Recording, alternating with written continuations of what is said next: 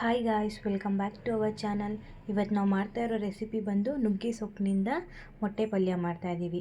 ತುಂಬ ಚೆನ್ನಾಗಿರುತ್ತೆ ಗಾಯ್ಸ್. ಬನ್ನಿ ಅದು ಹೇಗೆ ಮಾಡೋದು ಅಂತ ನೋಡೋಣ.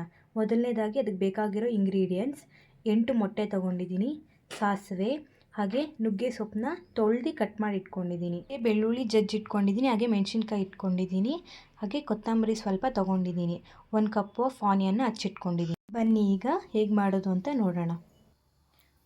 ಆಯಿಲ್ ಹಾಕ್ಕೊಳ್ತಾ ಇದ್ದೀನಿ. ಮೊದಲನೇದಾಗಿ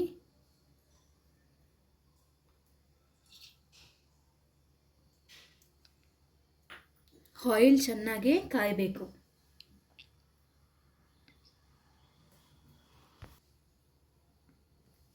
ಈಗ ಸಾಸಿವೆ ಸ್ವಲ್ಪ ಹಾಕ್ಕೊಳ್ತಾ ಇದ್ದೀನಿ.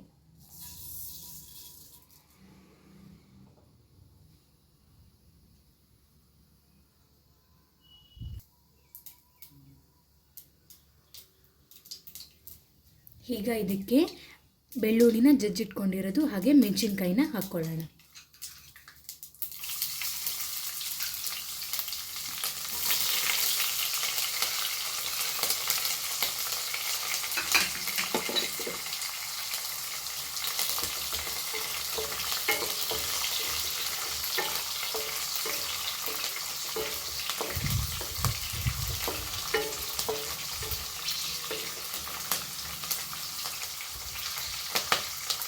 ಈಗ 1 ಕಪ್ ಆಫ್ ಆನಿಯನ್ ಆ್ಯಡ್ ಮಾಡ್ಕೊಳ್ಳೋಣ.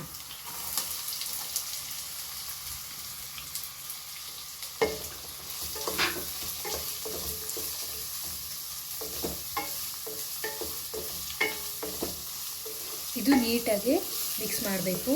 ಗೋಲ್ಡನ್ ಕಲರ್ ಆಗಿ ಬರಬೇಕು ಈರುಳ್ಳಿ.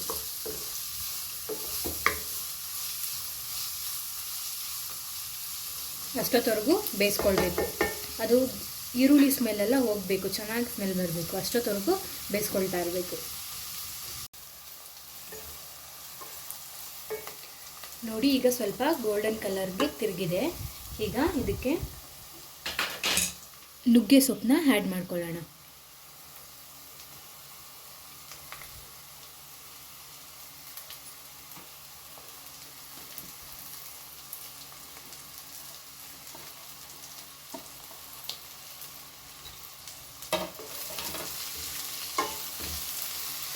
ಈ ನುಗ್ಗೆ ಸೊಪ್ಪು ತುಂಬಾ ಒಳ್ಳೆಯದು, ಹೆಲ್ತ್ ಪರ್ಪಸ್ಗೂ ತುಂಬ ಒಳ್ಳೆಯದು.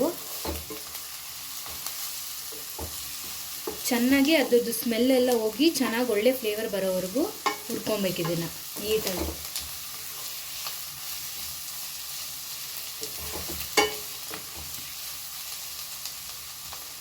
ನೀಟಾಗಿ ಸ್ವಲ್ಪ ಹೊತ್ತು ಬೇಯಿಸ್ಬೇಕು. ಇದನ್ನು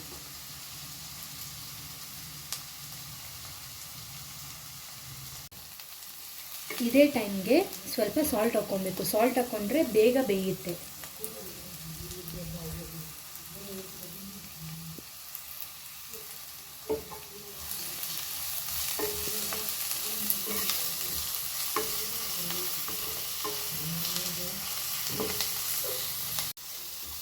ನೋಡಿ, ಆಗಲೇ ಎಷ್ಟು ಹಾಕಿದ್ವಿ ಸೊಪ್ಪು, ಬೇಯ್ತಾ ಬೇಯ್ತಾ ಎಷ್ಟು ಆಗಿದೆ. ಈಗ ನೋಡಿ ಬೆಂದಿದೆ, ಸ್ಮೆಲ್ಲು ಚೆನ್ನಾಗಿ ಬರ್ತಾ ಇದೆ. ಇವಾಗ ಸಿಮ್ಮಲ್ಲಿ ಇಟ್ಕೊಂಡು ಮೊಟ್ಟೆ ಎಲ್ಲ ಹಾಕ್ಬಿಡೋಣ. ನಾನು ಆಲ್ರೆಡಿ ಇಲ್ಲಿ ಒಡೆದಿಟ್ಕೊಂಡಿದ್ದೀನಿ. ನೀಟಾಗಿ ಆ್ಯಡ್ ಮಾಡ್ಕೊಂಬಿಡೋಣ.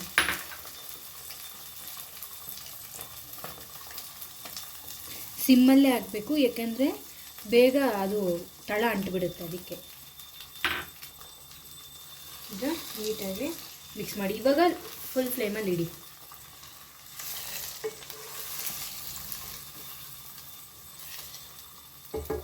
ಈಗ ಸ್ವಲ್ಪ ತಂಗೆ ಬಿಡಿ. ಈಗ ಇದ್ರ ಜೊತೆಗೆ ಕೊತ್ತಂಬರಿ ಸೊಪ್ಪು ಹಾಕ್ಕೊಳ್ಳೋಣ.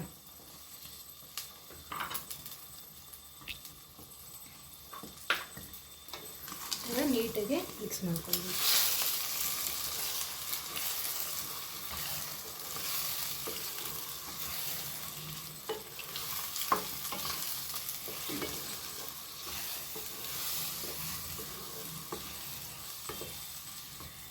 ಈ ಥರ ಮಾಡಿದರೆ ಚಿಕ್ಕವರಿಂದ ದೊಡ್ಡವರವರೆಗೂ ಎಲ್ಲರೂ ಚೆನ್ನಾಗಿ ತಿಂತಾರೆ.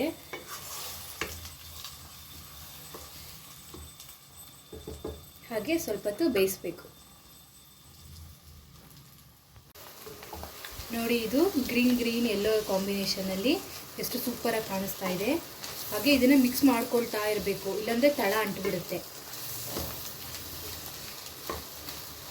ಹಾಗೆ ಮಕ್ಕಳು ಈ ಸೊಪ್ಪನ್ನೆಲ್ಲ ಹಾಗೆ ಕೊಟ್ಟರೆ ತಿನ್ನೋದಿಲ್ಲ. ಈ ಥರ ಮಾಡಿದರೆ ಚೆನ್ನಾಗಿ ತಿಂತಾರೆ. ನೋಡಿ, ಈ ಥರ ಸೂಪರಾಗಿದೆ. ಸ್ಮೆಲ್ಲು ಚೆನ್ನಾಗಿ ಬರ್ತಾ ಇದೆ. ಈಗ ಬನ್ನಿ, ಆಗಿದೆ. ಪ್ಲೇಟ್ಗೆ ಸರ್ವ್ ಮಾಡ್ಕೊಂಬಿಡೋಣ. ಎಷ್ಟು ಕಲರ್ಫುಲ್ ಆಗಿದೆ. ಹಾಗೆ ಮಕ್ಕಳು ಕಹಿ ಅಂತ ತಿನ್ನೋದಿಲ್ಲ. ಈ ಥರ ಮಾಡಿಕೊಟ್ರೆ ತುಂಬ ಇಷ್ಟಪಟ್ಟು ತಿಂತಾರೆ. ಹಾಗೆ ಈ ರೆಸಿಪಿ ನಿಮಗೆ ಇಷ್ಟ ಆಗಿದ್ದಲ್ಲಿ ಪ್ಲೀಸ್ ಲೈಕ್ ಮಾಡಿ, ಶೇರ್ ಮಾಡಿ, ಹಾಗೆ ಕಮೆಂಟ್ ಮಾಡಿ. ಹಾಗೆ ತಪ್ಪದೇ ಸಬ್ಸ್ಕ್ರೈಬ್ ಮಾಡಿ. Thank you.